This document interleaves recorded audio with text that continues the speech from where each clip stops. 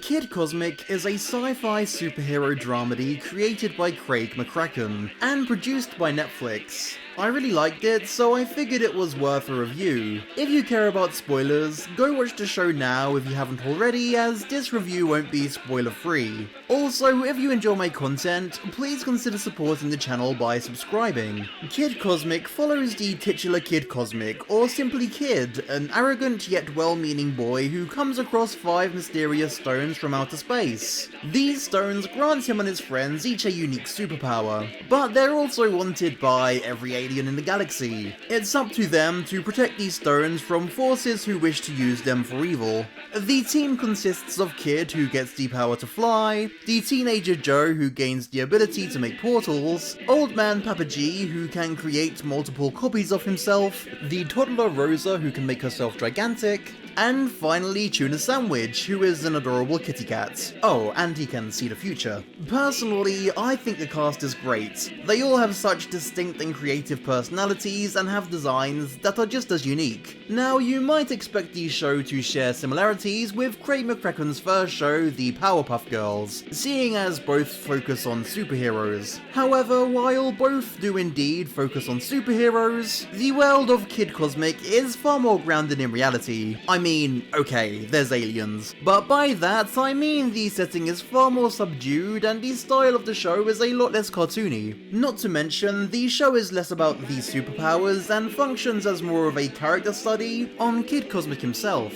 Kid isn't your typical superhero protagonist. Instead of starting off weak and getting stronger over the course of the series, Kid starts off as weak and never gets any stronger. Why? Well, the point of the show isn't to see Kid get stronger, but to see him grow as a person. I love this idea, and I've not seen it done to this extent before. Not only is the idea good, but Kid is a very compelling character. The show does a fantastic job of showing us his motivations and flaws in a subtle yet engaging way. He was incredibly empathetic in parts, especially during the scene where he realizes the one moment where he saved the day was a ruse by Papa G to make him feel better. It's destroyed me. Like the setting of the show, his character felt very realistic. It also helped that he had an authentic child voice actor, who definitely made the character that much more believable.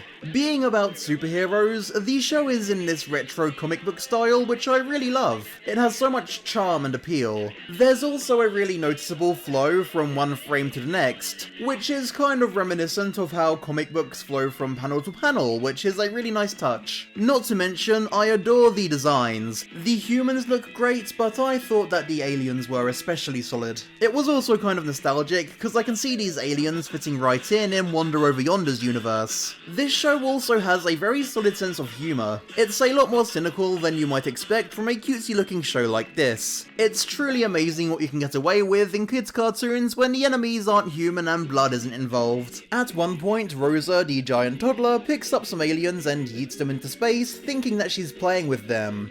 The heroes see them later on, and they're all very clearly dead, but Rosa is like, look, they're sleeping. It's tragic, yet so funny. People are already calling Kid Cosmic dark, but I wouldn't say that. It can be mature, but for the most part, I've found it to be pretty kid-friendly and light-hearted. In fact, I think one of the show's strong points is how it balances those elements so well. So I've talked a lot about the positives, but there are one or two gripes that I had with the show. For one thing, with so much focus on Kid, the other characters easily felt somewhat overshadowed. I honestly felt like the show might have been at its strongest when it was telling us the characters' superhero origin stories, rather than fully focusing on Kid, as it's the only time we ever got character depth from the rest of the cast. With that being said, I do totally get that the initial 10 episodes are just an introduction to the characters, and that we'll probably get to see them explored in more depth later on.